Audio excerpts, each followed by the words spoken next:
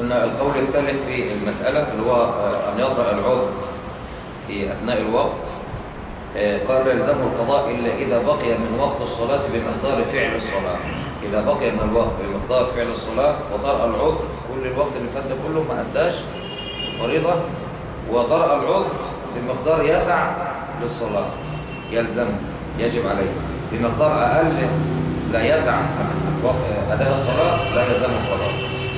قال لأن تأخير لم يكن عن تفريط ولا تعدي، ولم ينقل إلينا أن المرأة إذا حاضت في أثناء الوقت ألزمت بقضاء الصلاة، والأصل براءة الذمة، وهذا اختيار شيخ الإسلام تيمية وهو قول مالك وزفر. قال ابن عثيمين رحمه الله: وهذا تعليل قوي جدا، فإن قضاها احتياطا فهو على خير، وإن لم يقضيها فليس بآثم. إنه قلنا في الأول أنه يسقط عليه الوجوب، وإنما لو قضاها فيوجب. المسألة التي تلها: إن أخر الصلاة عن أول وقتها بنية فعله. أخر الصلاة عن أول وقتها بنية فعله، يعني هصلي ناوي يصلي بس كمان شوية، أخر عن وقتها الأول بنية فعله. يعني في واحد بيأخر عن وقتها بنية إيه؟ ولا في دماغه أصلا لا أول ولا نص ولا آخر ولا مش مصلي أصلا. إنما في واحد ما بيصلي وأخر عن وقتها بنية فعلها، أي قبل خروج الوقت، يعني هيصليها قبل الإيه؟ قبل خروج الوقت. أصلها إن شاء الله قبل العصر، هذا أصل الوقت. فمات قبل فعلها، دي المسألة، إنه أخر وهو ناوي يصلي ومات، يأثم أو لا يأثم؟ قال لم يكن عاصيا، لأنه فعل ما يجوز له فعل، لأنه ما زال في الإباحة، الجواز، وقت الممدود جائز. والوقت ليس من فعله فلا يأثم به، قاله في المغني عن ابن قدامة. قال ابن قدامة: ومن صلى قبل الوقت، مسألة، من صلى قبل الوقت لم تجوز صلاته، قولا واحدا. لأن كتير من الناس يكون هيسافر قبل الظهر بدقيقتين ثلاثة وخمس دقايق، فيقوم ايه مصلي الظهر ومصلي العصر، جمع ايه تقديم بالمرة. طبعا الصلاة باطلة، الصلاة باطلة، لأنه شرط من شروط صحة الصلاة دخول الوقت، شرط من شروط صحة الصلاة دخول الوقت، زي الطهارة، كأنه صلى على غير طهارة. من شروط صحة الصلاة الطهارة الكاملة ودخول الوقت والتوجه إلى القبلة، فلو صلى على غير طهارة لا تصح. لو صلى في غير القبلة ويعلم لا تصح. لو صلى قبل دخول الوقت لا تصح. الحالة دي يأخر طبعا مش افضل، ده ملوش حل، ما ملوش حل تاني. ده مجبر، مش افضل. لما نقول افضل يعني يجوز، بس تاخير افضل، لا مش افضل، ده قولا واحدا، لانه لا يجوز اصلا الصلاه قبل دخول وقتها، ولو بنص دقيقه، ولو ب10 ثواني، وهيجي معانا الكلام دلوقتي. قال ابن قدامة: ومن صلى قبل الوقت لم تجوز صلاته، سواء فعله عمدا أو خطأ. يعني حتى لو صلى قبل الوقت وتبين له أنه صلى قبل الوقت يعيد الصلاة. يعني احنا تحصل كتير، حصلت كم مرة، المؤذن المسجد اللي جنبنا متدروش شوية، نام الظهر، حصل كم مرة، وصحنا من النوم في القيلولة، هو صحي بص بالساعة، لا تخيل عليه العارف الساعة قبل مثلا كلهم مديها أذان، فهم نجري وضينا وجرينا، بعد ما خشينا ونص صلاة الأذان بيأذن للأسف، وعاد الصلاة فوق. نعم. غير الصلاة السفر يا شيخ، لو واحد على سفر ما يقدمش الصلاة. الجمع مسألة غير دي اللي بنتكلم فيها، الجمع غير اللي بنتكلم فيه خالص. جمع الظهر مع عصر الوقت، تقديم بعد دخول وقت الظهر. نعم. يجمع، لازم يكون دخل وقت الظهر، دخل اصلا عشان يجمع معاه الاصل، لكن يصلي قبل دخول وقت الظهر نفسه جمع وقت، طالما على سفر، جمع تقديم، طالما على سفر. طالما في حاجه مش على سفر. بس الجمع ما تستعجلوش يا جماعه عشان ما نتفرعش في المسائل، وجاي كل ده جاي ان شاء الله في الصلاه نفسها، الجمع وجمع التقديم وجمع التاخير. الجمع ملوش دعوه بالسفر، الجمع رخصه للحاجه، يعني ممكن اجمع وانا مقيم، لكن لا يمكن اقصر وانا مقيم. لا يمكن أقصر الصلاة وأنا مقيم، لكن يصح ويجوز أن أجمع وأنا مقيم. الجمع للحاجة، أنا في حاجة هتشغلني في الوقت الذي يليه اللي يمكن جمع. يعني واحد هيخش عملية بعد الظهر مش هيفوق إلا في نص الليل بقى، ترى من يعيش مش بينجو الكلام ده، يبقى يصلي يجمع، يصلي الظهر والعصر جمع تقديم بعد دخول الظهر يعني، وبعدين قدامه المغرب والعشاء لاخر الوقت لحد نص الليل، وبعد نص الليل يصليهم على ما يكون فاهم. وهو مقيم فهيصلي، بس هيصلي متم 4 و4 يبقى يجوز. المسألة التي تليها: لا يجوز للإنسان أن يصلي الفرض إلا إذا تيقن. هنا اللفظ المهم هنا، والألفاظ في الفقه يعني عايزة تركيز جدا، ما ينفعش تبقى سرحان عمرك ما تستفيد حاجة، لازم تركز في كل كلمة، لأن كل كلمة يترتب لها حكم. وده الفقه استخراج الأحكام من الأدلة، من كلامه يطلع لفظ يدي معناه حكم، فتبقى مركز جدا في درس الفقه. لا يجوز للإنسان أن يصلي الفرض إلا إذا تيقن.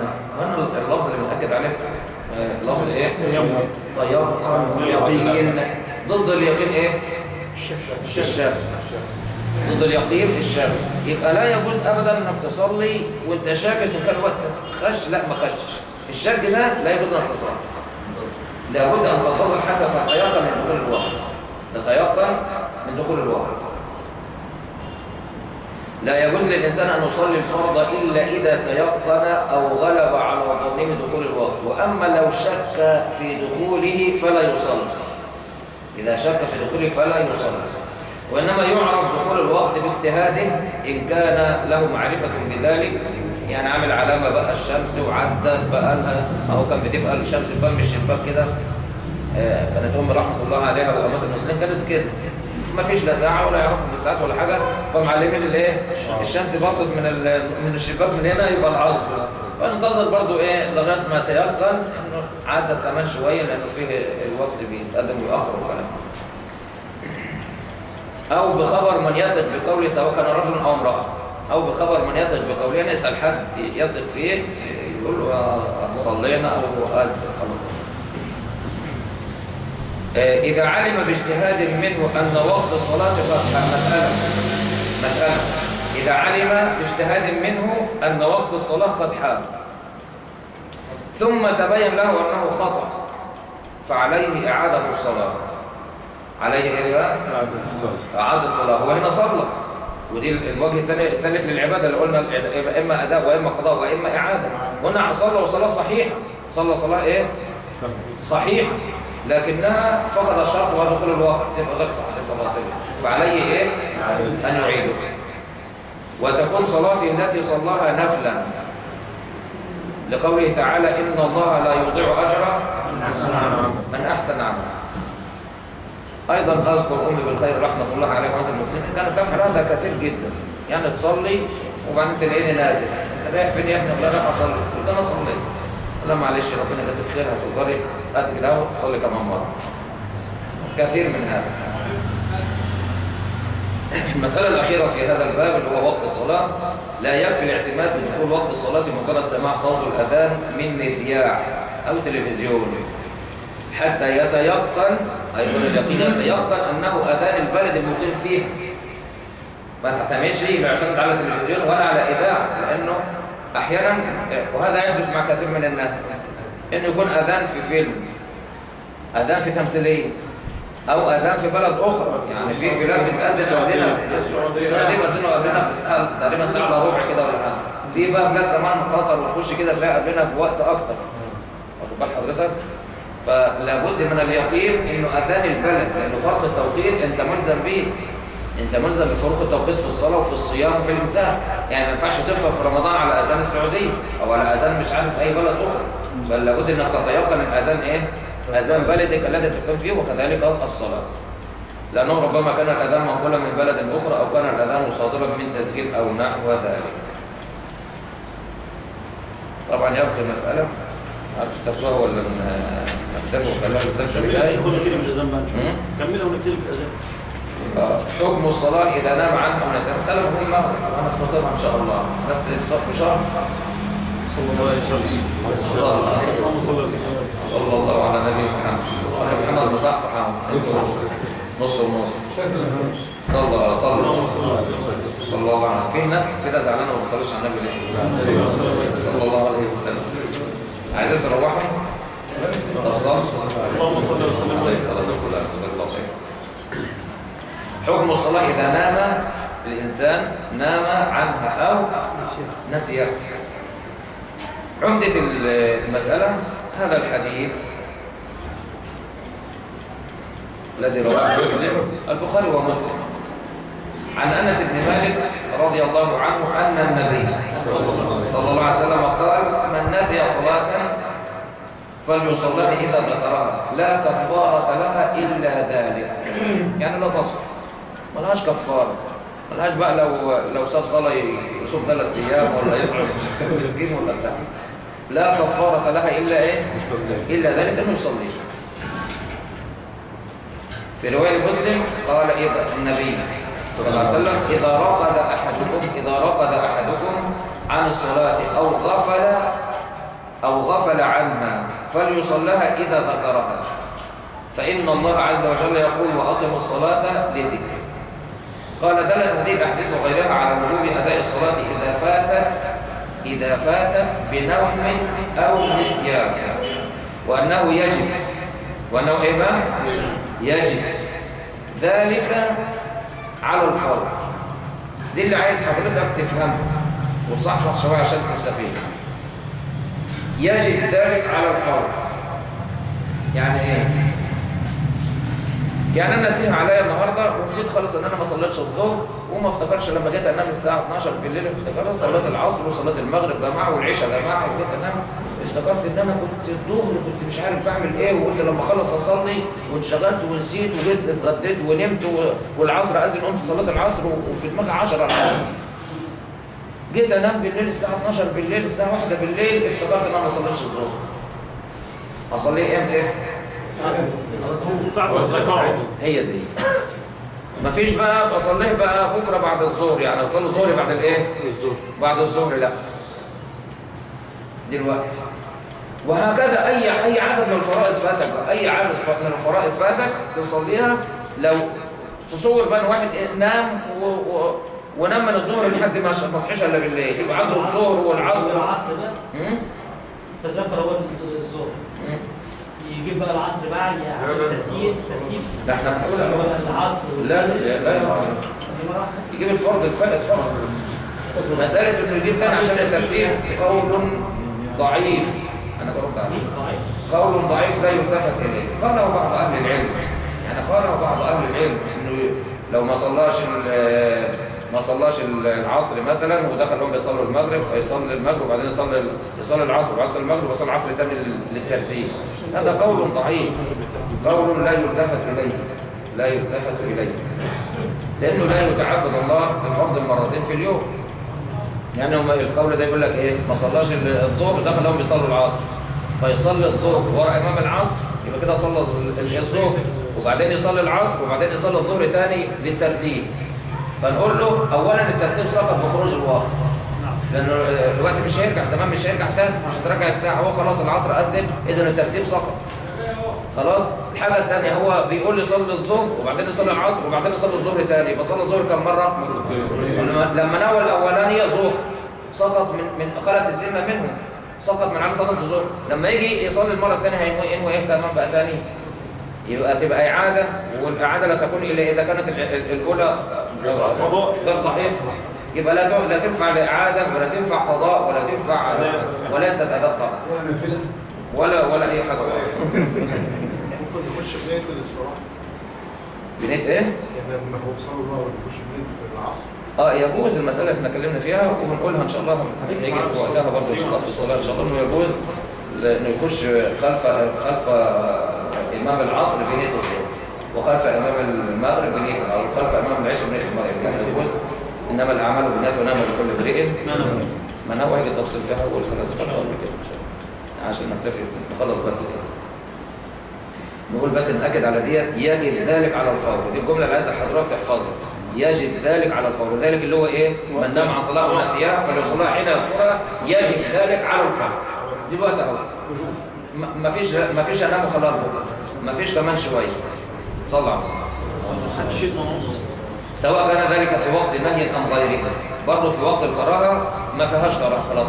احنا قلنا أوقات الكراهة بتسقط مع الفرائض ومع السنن، وكل صلاة لها سبب، تحية مسجد وصلاة استخارة وصلاة توبة وصلاة كسوف وصلاة خسوف، كل الصلوات التي لها سبب تصلى في أوقات الكراهة، تصلى في أوقات الكراهة. وإنما المنهي عنه في أوقات الكراهة التطوع المطلق اللي بيسمونه صلاة ليس لها سبب، تطوع مطلق. هتقول أصلي ركعتين لله كده يعني إيه؟ ملهاش سبب، تطوع مطلق لله، ديت في أوقات الكراهة لا تصح. أما لها سبب تحية مسجد، دخل المسجد أو فرض، فالرسول حين يذكرها الوقت سواء في وقت كراهة أو غير وقت كراهة. وأنه إذا أداها مباشرة وقعت أداء لا قضاء ولا إثم عليه لأنه غير مفرط. بنقول برضه لو واحد نام قبل العصر مثلا وما صحيش إلا بعد المغرب وهيصلي، أول ما يصحى يصلي العصر حتى لو في نص الليل، ما صحيش إلا بالليل وهو غير مفرط غصب عنه، وما حدش يصحيه وما فيش منبه، يعني كل الأسباب ونام كما فعل حدث مع النبي صلى الله عليه وسلم مرة. تعرفون أنه الشاهد نقول له بس وانت بتصلي العصر في نص الليل أداء وليس قضاء ولا إعادة، أداء لأنه هذا وقته بالنسبة له، دي وقت العصر بالنسبة له هو، مش بقية الناس. بقية الناس وقت العصر معروف لحد المغرب، لكن بالنسبة له هو هذا عصره، هذا وقت العصر بالنسبة له لأنه غير مفرط ولا إثم عليه ولا حساب عليه، والله مطلع على الخلق. ليه يا عم الشيخ؟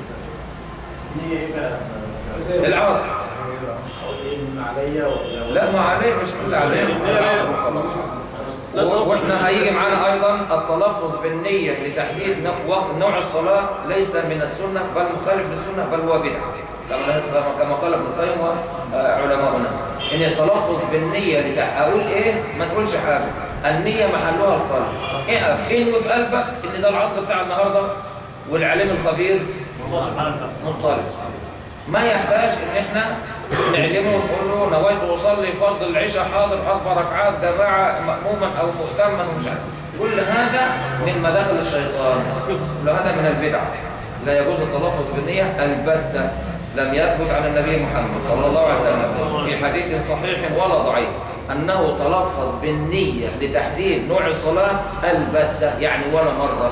رغم صلى الله عليه وسلم صلى فجر وظهر وعصر ومغرب وعشاء، سنة قبلية وسنة بعدية، وتحية مسجد وقيام ليل وشفع ووتر وجمعة وعيدين وكسوف وخسوف، كل الصلوات كلها ما تلفظ مرة وقال حدد نوع الصلاة دي جمعة، دي الفجر، دي عشاء، دي كسوف، ده كسوف. هو ينوي بالقلب، والنية محلها القلب، وتراجع اللسان ليس من السنة. هناخد ملاحظاتها في دقائق معدودة. واحد اعلم أنه ليس في النوم تفريط، ليس في النوم تفريط، لكنه إن تعمد النوم، ودي المسألة دايما نقول إن ما حدش يمكر على الله، ويمكرون الله، مش هينفع تمكر على ربنا بقى. يعني يجي واحد مثلا يقول إيه، أنا قلت لمراتي عليها الطلاق ما أنت خارج، أنا مضطر في الحالة ديت لازم أسأله عن النية. لو قال لها أنت طالق وقع الطلاق، محتاج لنية، مش هقول له نيتك إيه، لكن لما يقول له عليها الطلاق يجب تحويلها نية، يمين عليه كفارة ولا طلاق يقع، متوقف على إيه؟ على نيته، والنيته لا يعلمها إلا الله. عشان كده كتير نقول في الطلاق ما حدش يفتي لحد بيسأل لحد، في الطلاق ما حدش يقول واحد قال لمراته، لازم هو الشخص نفسه اللي يسأل عشان أقول له نيتك، وما حدش في الدنيا بحالها يعلم نية أي إنسان إلا هو نفسه، والله عز وجل يعلم كل الأشياء. الشاهد نيتك إيه؟ العيال بقى كتير والعملية هتتبحتر وهتتبحتر، يعني ما كانش نية الطلاق، وهو ساعتها كان نيته إيه؟ بس خلاص هو يشيل وزر، مين اللي يشيل؟ أنا ولا هو يشيل وزر نفسه. نعم. عشان كده يقول ليس في النوم تفريط، مش حجة بقى واحد يقول لك إيه ليس في النوم تفريط، ولا قال لحد صحيني ونام قبل الأذان ب5 دقايق، يعني فضل 5 دقايق وإيه؟ يقول لك أما عسل ال5 دول، يا عم ما ينفعش تسجلها بمين، هيضحك عليك. ما انت قلنا عشان إنسان ينجو لازم يعرف 3، يعرف ربنا ويعرف نفسه ويعرف الشيطان. لو عرفت الشيطان مش هيضحك عليك، ولو عرفت نفسك مش هتحسن الظن في نفسك ولا هترفعها ولا هتكبر ولا هتعمل. ولو عرفت ربنا اللهم عرفنا بك.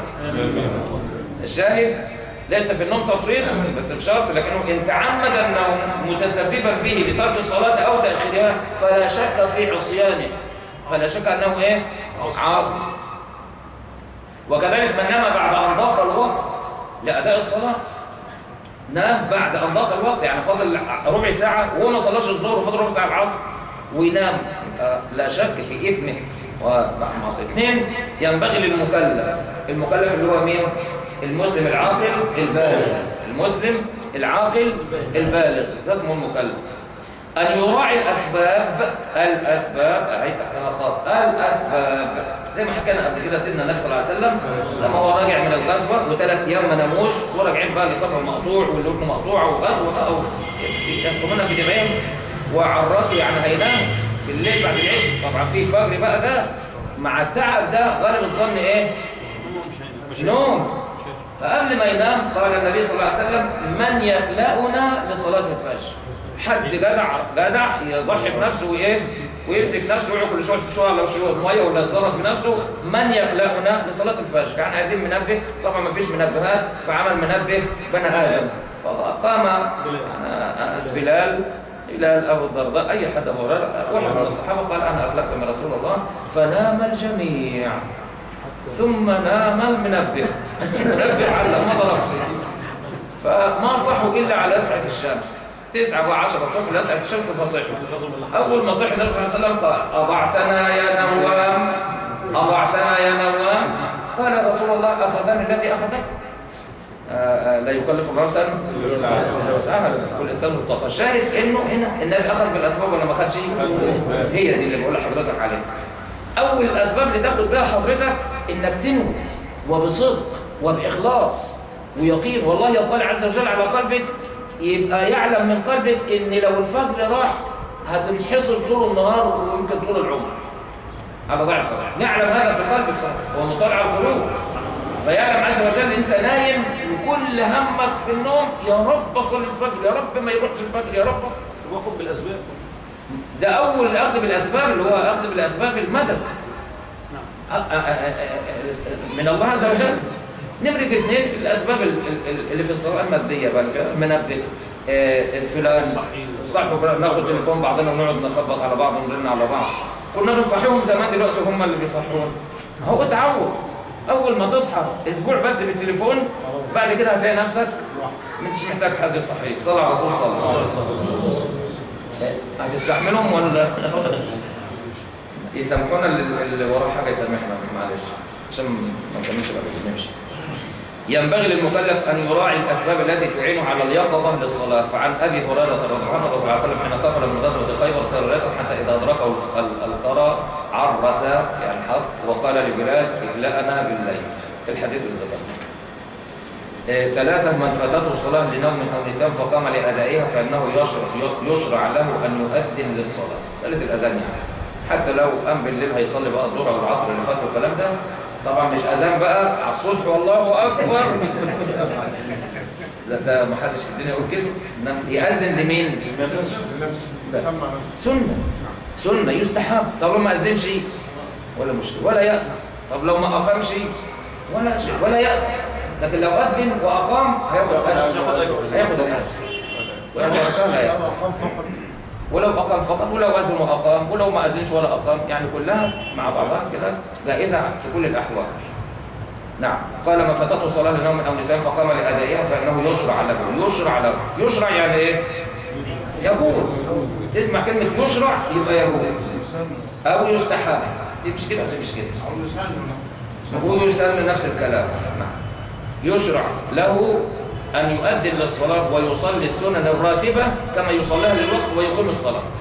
يعني اللي يقوم بعد النهار ما يطلع يؤذن ويصلي سنة الفجر الساعة 8 الساعة 7 الساعة، طالما نام نام يقوم يصلي السنة، لأنه أحيانا يقوم إيه يصلي الفرض ويهمل السنة. يبقى أي فرض له سنة راتبة، السنة الرواتب نتكلم فيها اللي هم ركعتي الفجر خير من دون فيها، وعنده 4 ركعات قبل الظهر وركعتين بعد الظهر، يبقى حتى لو هيصلي الظهر بعد العصر هيصلي برضه 4 ركعات قبل و4 ركعات الظهر وركعتين بعد الظهر اللي هي الرواتب ما يترك، برضه ركعتين بعد المغرب وركعتين بعد العشاء، الرواتب يصليها وإن صلاها قضاء يصليها بسنة. أما السنن غير الراتبة غير المؤكدة زي 4 قبل العصر ما يصليهاش. نعم. 4 ما سامحني مش هجاوب على اسئله الله يبارك فيك عشان الناس هنضرب البنادق. نصلي السنه ايه ده؟ وضع الشروط مثلا دقيقتين 3 صلي الصبح ولا صلي لا صلي الفرض. لا صلي الفرض. انا الان من الناس خايف لحسن الناس يزهقوا مني. لو صحي قبل الشروق او اي فرض والوقت اللي باقي من الفرض عموما عممها، الوقت اللي باقي لا يسعى للسنه والفرض. طبعا لا شك انه يقدم الفرض وبعدين يصلي السنه قضاء كما صلى النبي صلى الله عليه وسلم. النبي صلى ركعتين بعد العصر في البيت. قالت عائشه رسول الله الم تنهانا ان نصلي بعد العصر وتفعل؟ قال يا عائشه انشغلت بعد الظهر في الصلح بين بني فلان وبني فلان حتى دخل العصر. فهاتان هم الركعتان يا عائشه اللي هي سنه الظهر. الرواتب تقضى. قال ابن حجر في شرح البخاري الرواتب تقضى زي الفرض. الرواتب تقضى انتم عارفين. اذا فاتته اكثر من صلاه لنوم او نسيان فانه يقضيها مرتبه. يقضيها ايه؟ يقضيها مرتبه، مش يصلي وبعدين يعيد للترتيب، لا هو يصليها مرتبه. لو فاتوا اكثر من فرض يعني فاتوا فرضين يبقى هيجيبهم بالترتيب، فاتوا 3 بالترتيب، 5 بالترتيب ورا بعض كده. إذا فاتته أكثر من صلاة لنوم أو نسيان فإنه يقضيها مرتبة كما يصليها للوقت ويقيم لكل صلاة الله أكبر الله أكبر ويصلي، يصلي الله أكبر الله أكبر يقيم الصلاة ويصلي ويقيم الصلاة ويصلي وهكذا. ويقيم لكل صلاة وإن كانوا جماعة صلوها جماعة زي ما عمل النبي صلى الله عليه وسلم في صلاة الفجر. وما كان من الصلاة الجهرية صلاها جهرية وإن كانت قضاء. إن كانت جهرية صلاها إيه؟ صلاها جهرية طبعا مع الجماعة، لكن لو جهرية وبيصلاها مفرد مش محتاج للجهر لأن الجهر للجماعة وليس للمفرد. نعم. حتى لو كان في وقت السرية صلاها جهرية، لو كانت جهرية حتى ولو كان في وقت السرية يعني صلى الظهر وحتى بعد المغرب وبعد العشاء هيصلاها برضه جهرية، وكذلك السرية يسر بها حتى لو كان في وقت الجهرية. ففي بعض ألفاظ الحديث أبي هريرة المتقدم فصنع كما يصنع كل يوم كأصلها بقى يقضيها كما إيه؟ كما هي. نختصر. 5 إذا فاتته صلاة فدخل المسجد فأقيمت الصلاة الأخرى. الحتة اللي بتسألوا فيها كتير يعني ركز معايا فيها. إذا فاتته صلاة فدخل المسجد فأقيمت الصلاة الأخرى يعني التي تليها، يعني ما صلاش الظهر دخل لهم بيقيموا صلاة الإيه؟ العصر ويقيس عليها بقى بقية الفرائض. فأقيمت الصلاة الأخرى فإنه يصلي مع الإمام الصلاة التي أقيمت. الصلاة التي إيه؟ الحاضرة التي أقيمت. لقول النبي صلى الله عليه وسلم إذا أقيم الصلاة فلا صلاة إلا المكتوبة في الرواية التي أقيم، وفي لفظ إذا أقيم الصلاة فلا صلاة إلا التي أقيم. وهذا اللفظ وإن كان في طريقه مقال اللي هو اللفظ الثاني يعني اللفظ الثابت الصحيح إلا المكتوبة، واللفظ إلا المكتوبة هتسع الاثنين لأن اللي فاتت مكتوبة وديت إيه؟ دي مكتوبة فيجوز دي ويجوز دي. أما لو قلنا بقول إلا التي أقيمت يبقى عينها ولا يجوز الخروج عنها، لكن هذا اللفظ في هذه الرواية فيه مقال في السند فيه ضعف إلا أنه مفهوم من اللفظ الأول فإنه وهذا اللفظ وإن كان في طريقه مقال إلا أنه مفهوم من اللفظ الأول فإنه على عمومه ألا يصلي العبد نافلة أو فريضة إلا التي أقيم من أجلها والله أعلم. ثم بعد ذلك يصلي الفائتة ولا يجب عليه إعادة الصلاة الأولى التي صلاها مع الإمام طلبا للترتيب أفلها ولا يصلي الصلاة التي صلاها بدعوى الترتيب. هذا القول مردود وليس بصحيح. 6 ما تقدم من هذا الحتة بتاع حضرتك جاي برضو. وكذلك لو تضايق الوقت بحيث إنه لو صلى الفائتة خرج وقت الحاضرة، يعني ما صلاش الظهر وفاضل على المغرب 10 دقائق وما صلاش الظهر ولا العصر، لو صلى الظهر راح العصر يعمل ايه؟ يصلي العصر يعني يلحق عصفوره في ايدي ولا يعني ابن في حجر ارميه وبعدين ابقى ادور عليه، لا يبقى يلحق العصر يصلي الفرض الحاضر وبعدين يصلي الظهر حتى ولو بعد المغرب، حتى ولو بعد الايه؟ قلنا الترتيب سقط اصلا مفيش داعي للترتيب. فانه يصلي الحاضره اولا وكذلك الحكم لو خاف صلاه الجمعه والله اعلم. واما ان تذكر الفائته اثناء الخطبه فعليه ان يصليها كلام. ما تقدم من هذه الاحكام والتنبيهات هي في حق النائم والناس. كل اللي فات ده في حق اللي نايم او نسي. مش في حق الايه؟ التشبيه. عشان بس ما حدش ايه يستعب. قال ما تقدم من هذه الاحكام والتنبيهات هي في حق النائم والناس اذ لا تفريط عليهما، واما المتعمد لترك الصلاه فقد تنازع العلماء في وجوب قضاء هذه الصلوات، فذهب فريق منهم لعدم القضاء بل تلزموا التوبه ولا تصح منه الصلاه. اللي فرط وضيعها بمزاجه هذا قول انه مش نافع اصلا ولا نافع له لا قضاء ولا، لأن الله تعالى يقول إن الصلاة كانت على المؤمنين كتابا موقوتا، فكما لا تصح منه قبل الوقت كذلك لا تصح منه بعد الوقت متعمدا. قال ابن تيمية وترك الصلاة عمدا لا يشرع له قضاؤها ولا تصح منه بل يكثر من التطوع وكذا الصوم، وليس في الأدلة ما يخالف هذا بل يوافقه. واحتج الآخرون اللي قالوا برضه يصليها حتى ولو كان متعمد الذين أوجبوا القضاء بقول النبي صلى الله عليه وسلم فدين الله أحق أن يقضى. دين الله أحق بالقضاء. لما جاءت امرأة وقال الله عز وجل إن أمي أو أبي نذر أن يصوم شهرا ومات، بقى الصيام الشهر إيه؟ دين أنت تعهدت بيه بقى دين عليك لله عز وجل. مات أصوم عنه يا رسول الله؟ قال أرأيت لو كان على أمك أو على أبيك دينا لو عليه 10 جنيه لحد أكنت قاضيه؟ نعم. قال فدين الله أحق أن يقضى. قال والصلاة دين لا يسقط إلا بأدائه. قال الشوكاني إذا عرفت هذا علمت أن المقام من المضايق. ورجح الشيخ ابن عثيمين القول بعدم القضاء، يعني فيها خلاف العلماء. الراجح انه يقضي لان التوبه تكون قبل ما دام تاب واناب وندم يعني يقضيها ان شاء الله. قال ابن تيميه والمسافر العادم للماء اذا علم انه يجد الماء بعد الوقت فلا يجوز له التاخير. يعني واحد مش لاقي ميه يستنى لما تيجي الميه ولا يتيمم ويصلي؟ يتيمم ويصلي حتى لو جات الميه بعد كده ليس عليه اعاده، لان التيمم يكون مقام الماء مقام الوضوء فليس عليه اعاده. قال بعض اهل العلم لو جاء الماء في الوقت يعني قبل الوقت ما يخرج يتوضا ويعيد، واما بعد الوقت فلا اعاده عليه. هذا قول وهذا قول، والراجح انه لا اعاده عليه. نختصر النسي صلاه ولم يعرف عينها، يعني نسي وبعد يوم في فرض وقع مني بس يا ترى كان ظهر ولا كان عصر، نسي صلاه ولم يعرف عينها. في اقوال، الاول عليه ان يقضي 5 صلوات، يعيد بقى يصلي 5 صلوات واكيد هيطلع ايه؟ صلى على حبيبك صلى. والله كلام حلو كلام له وجه يعني. ما انت بتيجي في ال10 الاواخر من رمضان وتاخد ال10 ليالي قيام على اساس ان هي ليله من ال10 فايه تقيم من 10 ليال اكيد القول الثاني يقضي صلاه ثنائيه وصلاه ثلاثيه وصلاه رباعيه، يصلي فرض 2 وفرض 3 وفرض 3 وفرض 4. 2 يبقى كان فجر يبقى عد، 3 ركعات يبقى كان مغرب يبقى اصابه، 4 يبقى كان عصر او عشاء او ظهر يبقى برضه ايه اصابه.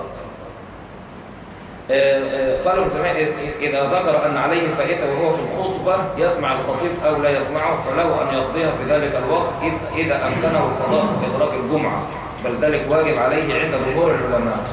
يعني في أثناء خطبة الجمعة افتكر إنه ما صلاش الفجر أو ما صلاش العشاء بتاعه أو كذا، يقوم إذا نساء فالرسول حين إيه؟ يذكرها بشرط إنه ما يضيعش صلاة الجمعة نفسها، يكون عنده وقت يسعى إنه يجيب الفرض اللي عليه وبعدين يقعد ويصلي الجمعة.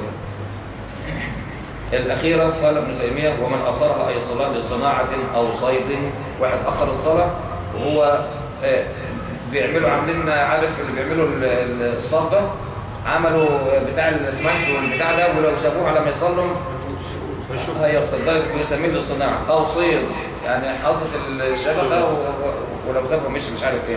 أو خدمة أستاذ أو أنت عارف الجماعة اللي في الحرم العساكر واقفين والناس بتصلي واقفين للخدمة، كل ده أو غير ذلك حتى تغيب الشمس، يعني صلاة النهار وجبت عقوبته بل يجب قتله عند جمهور العلماء بعد أن يستتاب. من أخر أي صلاة لصناعة أو صيد أو خدمة الأستاذ لا ملهاش دعوة بقى بتاع الإيه عشان ما ندخلش المسائل في بعضها.